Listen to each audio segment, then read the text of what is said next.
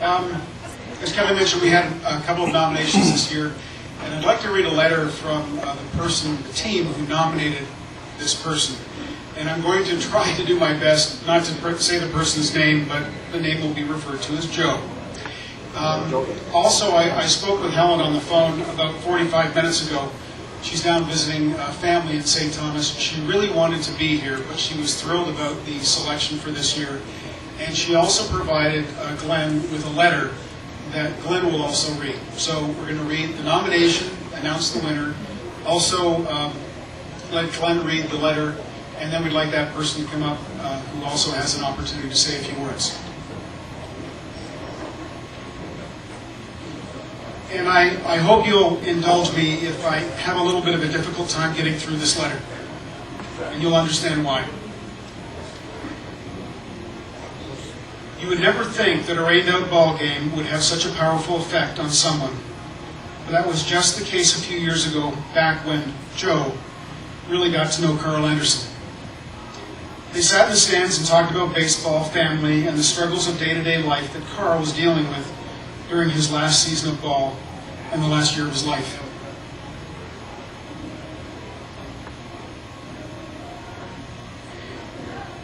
This had a deep impact on Joe. And ever since that day, Joe has quietly, with no fanfare, collected money and gifts for the Anderson family.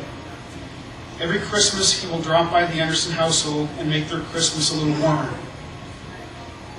Whenever he got an extra pair of tickets to the Leafs or Raptors, it would be Carl's family that got first dibs on them. Then, in a shocking twist of fate, Joe was diagnosed with prostate cancer last year, and the first person Joe saw in the hospital when he found out he had cancer was Helen, Carl's wife. Helen later sent Joe a long, comforting letter to keep his spirits up. The season was not supposed to start until July for Joe, as he was recovering from surgery that he had at the end of March. But true to Joe's character of always giving 110%, he was back in the lineup at the end of May. He still could not hit the ball out of the infield. Still swore worse than a sailor when he got out, which was often. But still gave his all every game, never once complained, and always led by example. It is with Joe's determination, drive, and heart, on both on and off the field, that our team nominates Joe for the Carl Anderson Award in 2008. I've known this person for about 25 years, spent a number of Christmas Eves with he and his family and his brothers and sisters, know his parents, been to their cottage, and I'd like to reread the last line. It is with Jeff's determination, drive, and heart, both on and off the field, that C.W. Coops nominates Jeff Palmateer for the Carl Anderson Award and this year's recipient in 2008.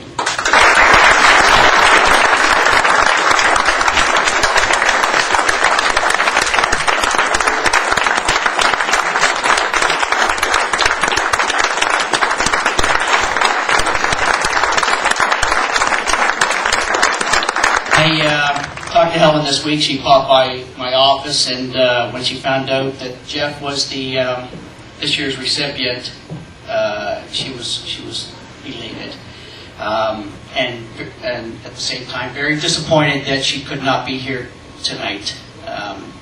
So here are her words. Dear Jeff, if ever I wanted to present this award, it would have been now to you. However, family obligations have prevented me from doing so. In spite of this, Glenn has promised to give you a big congratulatory hug and kiss from both me and Laura.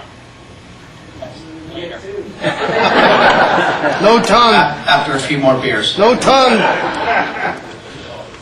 Laura and I were thrilled to learn that you were the recipient of the 2008 Carl Anderson Award. How fitting that someone who had made a lasting connection with Carl, who has impacted Carl's family in such a warm, supportive, and generous way, and who strives to keep Carl's memory alive, is this year's winner. You are our personal Santa Claus, bringing joy and warmth where there once was despair. Jeff, you are a true team player, on and off the diamond. No one can be in your presence and not be uplifted. Again, congratulations on your most deserving win. Love, Helen Laura Anderson.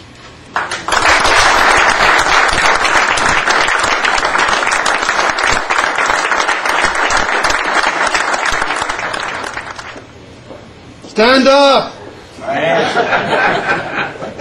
Fuck you, Murray. Sorry. Wouldn't be me if I didn't say something. In all honesty, that night years ago, it seems like 35 years ago,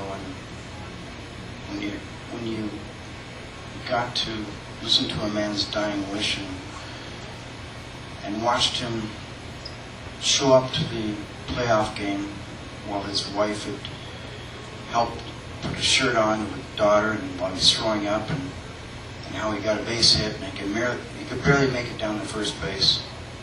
I just peeked my cap down a bit lower and said, you know what, of all the sports I've played, from boxing to hockey to football to every sport there is, and I really haven't been a big guy, but I've always played the big heart. I've never, ever come across something that I think, I'm getting some credit here, and we're a lot of my teammates, we all started this thing. We thought it'd be a good thing just to help out people that were less fortunate, and we went through that infinite night, I guess, in the blackout, where we drank several beer, and never played a game, but we drank several beer, and to listen to the man speak about his love for his wife and his daughter that he'll never see again. And he said to me, Palmy, you know what? I'm screwed. He just looked at me and said, I'm screwed. And I thought, you know what? You're not. You're going to have people that support you, and it's gone on. I think the legacy of Carl Anderson and what we do as a team and try to raise money and send some gifts, and it's what our league's all about, and what the team we play for with, and all the gentlemen we play with them as well. I just want to keep the memory alive, and that's what sport's about. And as how competitive sports I played growing up, I've never seen anything like this in my life. And again, I was just overwhelmed to get this award this year, and it meant probably more than any trophy or any award I've ever gotten before. But I think people need to understand, I guess, with my with cancer this year, and I'm not the first guy to get it, and you probably dealt with other people and family members who've gone through it. So I don't kiss my ass about that little stuff, because I'll get over that and try my hardest about that. But all of a sudden you start looking about your will and your things, and you're in your 40s that you didn't think about before. But I think it's just, at the end of the night, you need just to go home and give your wife a hug and your kids a hug, and say, you know what, you never know what the next day is going to get you. You just got to really put that in perspective, and you really need to do that. I think I found that out this year, and with Carl's what he left me and that particular night, and things he said that day, and to watch him get a hit and barely make it down first base, it's something I'll never ever experience again. And as a team, with Brian and Bobby and Murray and Ronnie and all the guys we've had in our team, it's just something that we thought that we tried to keep that memory alive, and I appreciate the honor. I know when I'm guys like Rob Ferris and other members that won this award before. I don't put myself in that kind of class really in a lot of ways, but I'm really appreciative of the award, and I love all the guys we're playing with, and probably a lot of guys who didn't know probably this stuff happened probably still think I'm a dick, and I am. But it's just the way I am, but I'm competitive, and it's just something that I went through, and I need to share and say a few words to it, because it's so important, because you never know what the next day's going to, where you're going to end up. But again, I'm very appreciative, and thank you for the award, and thank you.